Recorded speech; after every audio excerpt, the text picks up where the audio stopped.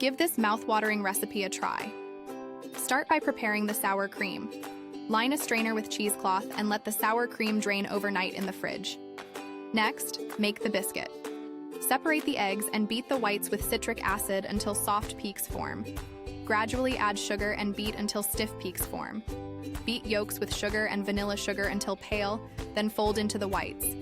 Mix flour, salt, and baking powder, and fold into the egg mixture. Drop small dollops onto a baking sheet and bake. To assemble the cake, mix drained sour cream with powdered sugar. Line a plate with plastic wrap, spread cream, add biscuits, and repeat. Refrigerate for 4 to 5 hours.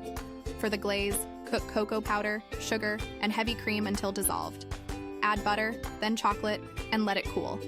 Finish the cake by pouring the cooled glaze, refrigerate, and pour a second layer. Enjoy this delicious treat. Check the description for full details.